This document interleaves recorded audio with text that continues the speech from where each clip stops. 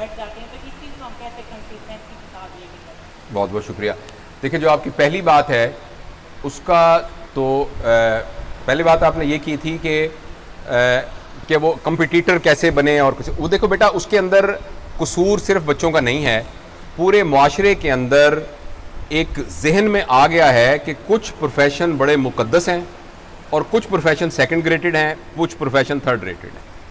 تو یہ پورے معاشرے کے پیراڈائم کا پرابلم ہے. تو اس کے لیے کوئی شکریہ, اس کے لیے کوئی چھوٹا سا کوئک فکس تو کوئی نہیں ہے. اس کا ایک ضمنی جواب میں آپ کے دوسرا آپ نے یہ کہا کہ ہم یہ ساری باتیں تو سنتے ہیں لیکن جب عام زندگی میں آتے ہیں تو دیکھتے ہیں تو یہ سارا کچھ نہیں ہوتا, بلکہ سارے لوگ اپنی مارا ماری میں پڑے ہوئے ہوتے ہیں. اس سلسلے یہ بات میرے ذہن میں بھی آتی ہے اور میں جو کچھ آپ سوچ رہے ہیں میں بھی سوچ رہا ہوں اور میں اس بات سے ایگری بھی کرتا ہوں. لیکن اپنے طور پر میں نے اس کا کیا حل نکالا ہے یہ میں آپ کو بتا دیتا ہوں. اپنے طور پہ حل یہ نکالا ہے, آپ کبھی قبرستان گئے ہیں کسی جنازے کے ساتھ؟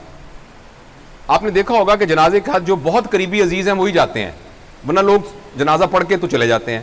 لیکن جو بہت قریبی ہوتے ہیں وہ دفنانے تک ساتھ ہوتے ہیں. جو بہت بھی قریبی ہوتے ہیں, بیٹا ہوتا ہے یا کوئی بھائی, تو وہ خود قبر میں بھی اترتا ہے اور وہ اس کو اترا کے چلے جاتے ہیں. لیکن جب وہ قبر میں چلا جاتا ہے تو قبر میں وہ بیچارہ اکیلا ہی ہوتا ہے. تو ہماری زندگی اجتماعی ہے اور اللہ پاک جو سب سے بڑے انصاف کرنے والے منصف ہیں ان کے علم میں یہ بات ضرور ہے کہ یہ 2020 میں پیدا ہوا ہے, یہ کتنا ہینڈی کیپ ہے, معاشرے کا اس کے اوپر کیا انفلوئنس ہوگا, اس کی جینیٹکس کا اس کے اوپر کیا انفلوئنس ہے, یہ جس سسٹم میں سے نکل کے آیا ہے اس میں اس کا کتنا قصور بنتا ہے. یہ اللہ پاک کا معاملہ ہے کہ وہ ہمارے ساتھ اس کو کیسے بیلنس کرتے ہیں.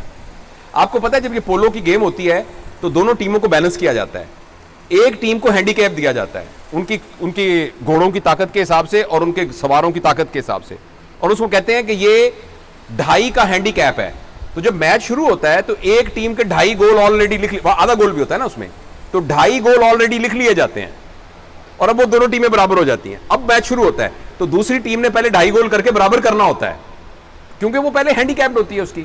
تو جب ہم آخرت میں اللہ کے سامنے پیش ہوں گے, یہ ہمیں نہیں پتا کہ وہ سسٹم کیسا ہوگا, لیکن اگر ہمارے اوپر انفلوئنسز ایسے ہیں جو ہمارے اپنے اختیار میں نہیں ہیں تو اللہ تعالیٰ ہمیں اس کا ہینڈی کیپ دیں گے ضرور. لیکن جو ہم سے سوال پوچھا جائے گا وہ انفرادی پوچھا جائے گا. لہٰذا جب میں ڈاکٹر بنوں گا سارے لوگ اس میں غلط پریکٹس کر رہے ہوں گے, سارے لوگ جو ہیں وہ مریضوں کا استحصال کر رہے ہوں گے. فار ایگزامپل سارے لوگ جو ہیں وہ فارماسیوٹیکل کمپنیوں سے شیئر لیتے ہوں گے, سارے لوگ لیبارٹری سے کک بیکس لیتے ہوں گے, یہ سارا کچھ کرتے ہوں گے. تو جب میں جاؤں گا تو میرے بارے میں مجھ سے پوچھا جائے گا آپ نے اس سارے میں کیا کیا. تو میں نے اپنے طور پر اس سوال کا جواب یہ تلاش کیا ہے کہ میں تو رسپانسبل ہوں اپنے ایکٹ کا. اس کے اندر ایک شیطان ہمیں یہ غلط فہمی ڈال دیتا ہے ہمارے ذہن میں کہ جب سارا آبے کا بگڑا ہے تو میں اکیلا کیا کر لوں گا, اگر میں ایسا کروں گا تو میں باقیوں سے پیچھے رہ جاؤں گا کیونکہ باقی تو آگے نکل جائیں گے. میں یہی وہ چھوٹا سا پورشن ہے جس پورشن کو ہم اپنے ایمان کے ساتھ کمپنسیٹ کریں گے. اللہ تعالیٰ کی 99 صفات ہم پڑھتے ہیں, تقریباً 98 صفات پر تمام لوگوں کا بڑا پکا یقین ہے, اور کچھ لوگوں کا اور اکثر ڈاکٹروں کا 99 صفت پر ذرا کچھ کمزور ہے, اور وہ ہے رزاق ہونے کی صفت, کہ اللہ تعالیٰ رازق بھی ہے. اس لیے باقی 98 صفتیں تو اللہ تعالیٰ کی ہیں, مگر رزاق ہونے کے سلسلے میں مجھے اپنی پریکٹس پر ہی تھوڑی محنت کرنی پڑے گی, مجھے تھوڑی سی 2 نمبری اس میں کرنی پڑے گی, اس سلسلے میں ذرا تھوڑا سا وہ ہے.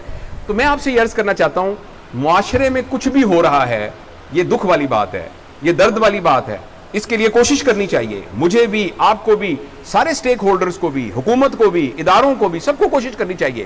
لیکن اس سارے کے باوجود اگر اس ساری خرابی کے اندر میں بھی خرابی اس لیے کر رہا ہوں کہ باقی سارے خرابی کر رہے ہیں, تو اس کا مجھے جواب دینا پڑے گا.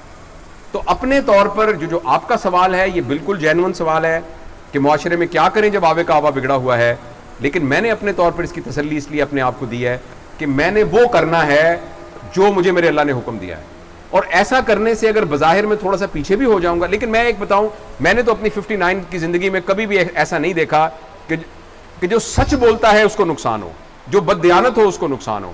البتہ بہت سے جھوٹے میں نے کرپشن کرتے ہوئے پکڑے ہوئے دیکھے ہیں, جیلوں میں بھی دیکھے ہیں اور کھجل ہوتے ہوئے بھی دیکھے ہیں. تو اس لیے ہمیں اپنے ایمان کو اس حد تک مضبوط رکھنا چاہیے کہ میرے بس میں جو کچھ ہے میں انشاءاللہ وہ کروں گا، باقی جو میں نہیں کر سکا تو وہ اللہ پاک کریں گے انشاءاللہ۔ بہت بہت شکریہ، میں خیال